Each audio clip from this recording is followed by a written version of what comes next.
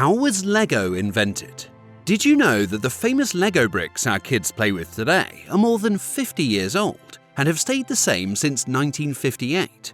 What's even cooler is that over 4 billion LEGO minifigures have been made so far, with 400 billion LEGO bricks present all around the world.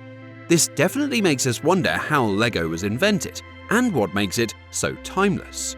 Let's explore its untold story and some crazy facts that will blow your mind, including how it got its name and what challenging times the company had to go through. LEGO began its exciting journey in the workshop of Ole Kirk Christensen, a creative Danish furniture maker. Here's a quick background. In 1916, Ole Kirk bought a small woodworking shop in the town of Billund, Denmark. This shop had been around since 1895 and mostly made houses and furniture with the help of a few apprentices. But then in 1924, disaster struck when a fire started by some wood shavings burned the workshop down. Not one to give up, Christensen built an even bigger workshop and dreamed of growing his business. However, during the Great Depression, there were not as many customers, so he had to get creative.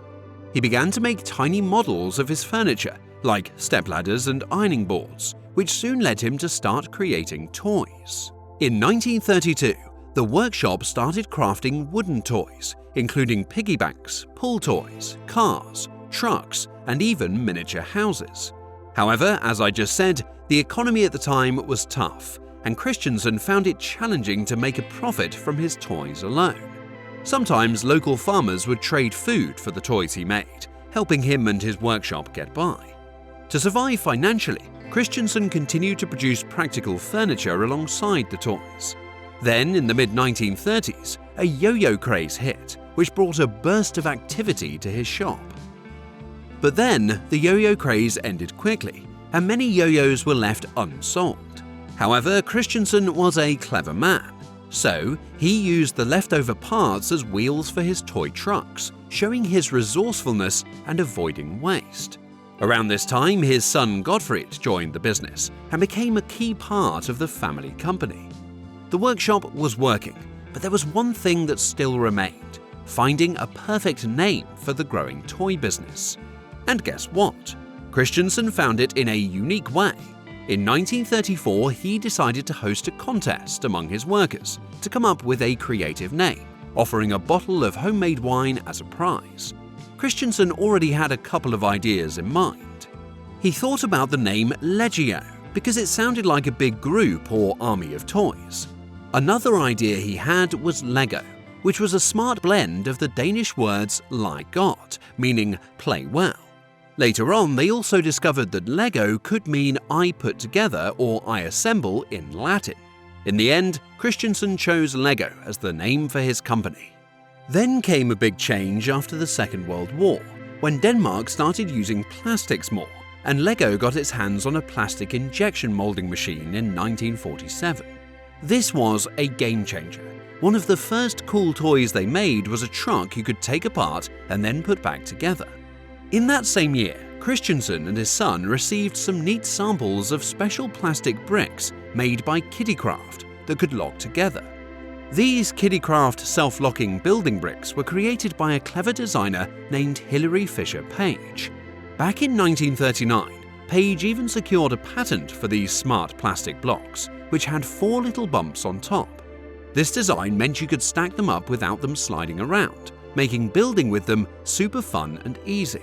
A few years later, in 1944, Hilary Fisher Page came up with a smart idea to improve toy building blocks. She thought about making rectangular blocks that had 2x4 studs on top, which would allow kids to build walls with cool staggered rows and even leave spaces for windows. This idea was so clever that it became an official British patent by 1947. Not long after, in 1949, the LEGO Group began making bricks like these and named them automatic binding bricks.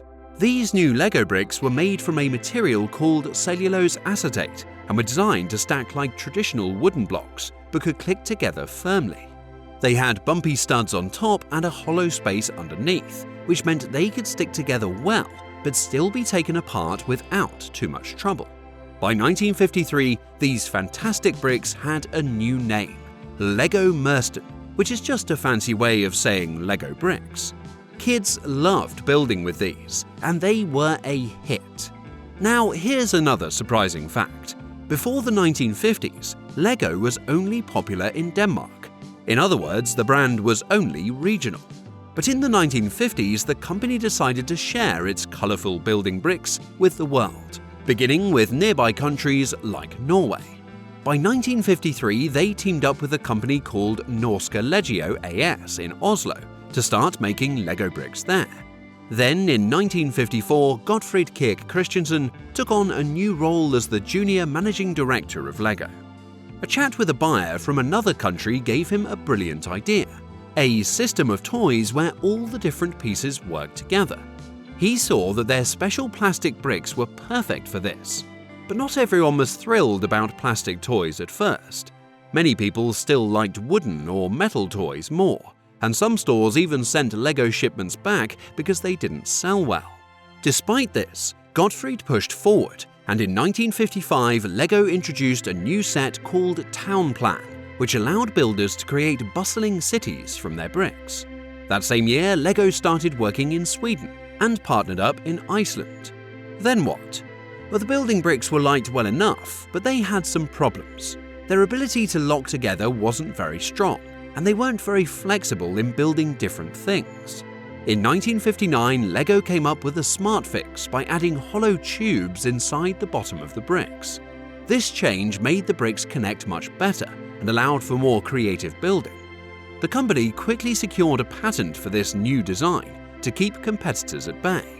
Sadly, that same year, Ole Kirk Christiansen, the founder, passed away, leaving Gottfried to take over the leadership of the company. However, Christiansen's legacy lived on through Lego and its continued success in the toy industry. He had done something truly remarkable by creating a beloved toy that encouraged imagination, creativity, and fun for children all around the world. So, this was the story of Lego's invention. Over the years, it definitely saw ups and downs, including some unexpected challenges like the warehouse fire in 1960. This fire burned up a lot of the wooden toys that Lego made, but Gottfried took this as a sign to focus on the plastic toys that were gaining popularity. His brothers Gerhard and Carl Georg decided to start their own company called Bilofix and made wooden toys there. With plastic toys becoming the main thing, Lego soon had more than 500 employees by the end of that same year. Lego didn't stop there. In 1961, they wanted to sell their toys in North America, but needed help with the logistics. So they teamed up with Samsonite to make and sell Lego products in the United States and Canada. Around this period, Lego also came out with the first Lego wheels, adding an exciting way to build cool vehicles like cars and trucks. They didn't forget the little kids either. They made special toys just for preschoolers. Then in 1963, Lego switched to a new kind of plastic called ABS, which is still used today because it's safer and stronger. By 1964, Lego sets included instructions, making building easier and even more fun. And then in 1966, Lego rolled out its train system, which was a total hit with motors, battery boxes, and rails. The excitement didn't stop there, because 2 years later, Lego opened the first Legoland park in Billund. It was a magical place filled with mini towns made entirely from Lego bricks and attracted heaps of visitors. Finally, in 1969, Lego introduced the Duplo system, which had bigger bricks for younger kids, but could still connect with regular Lego bricks. This made it easier for little builders to grow into the classic Lego system as they got older. Fast forward to the mid-1990s, Lego again faced challenges. This time, it was a decline in profits. During this period, Lego made significant changes by retiring experienced designers and hiring new ones who were not well versed in toy design. This shift led to simpler and quicker to build sets, which upset dedicated Lego fans. In 1998, Lego reported its first loss and laid off 1,000 employees. Around this time, Lego started creating sets featuring characters from popular films like Star Wars and Harry Potter. Although these licensed sets brought a temporary profit boost, they were costly and did not sit well with longtime fans because of reduced quality. So, despite occasional successes like the popular Bionicle theme, LEGO was suffering financial losses and facing significant challenges. This prompted Kjeld Kirk Christensen to step down as CEO, appointing Jørgen Vig Nullstorp in his place, who initiated essential changes, including selling Legoland Parks and taking back control of production to stabilize the company. In the upcoming years, LEGO made a wise decision to focus on its core products, reintroducing the beloved Duplo label in late 2004. The company revamped its strategy by moving manufacturing to Mexico and relocating distribution from Billund to the Czech Republic. LEGO experienced an increase in popularity, especially in North America, where sales jumped by 32% thanks to Star Wars and Indiana Jones themed games. Globally, they saw an 18% increase in 2008, with licenses playing a major role in American markets, doubling the related sales compared to 2004. LEGO started focusing on selling more to people, and they launched exciting new themes like LEGO Ninjago in 2011, which became really popular. They also worked with other companies, but this led to some problems when Greenpeace criticized them for teaming up with Shell. Despite this, LEGO opened a new factory in China and made hit movies that helped the company get back on track and keep doing well. In 2019, LEGO bought Bricklink, a big online marketplace for buying and selling LEGO parts and sets. In the following years, they released super large sets, like models of the Colosseum and the Titanic in 2020 and 2021, which broke previous records. So, this was everything about LEGO, how it started, its challenges and successes, and its journey to becoming the beloved brand it is today. With decades of innovation and creativity behind it, LEGO definitely is a timeless classic toy that will remain here forever. Let us know in the comments if you have any fond memories with LEGO, or your favorite set from the company.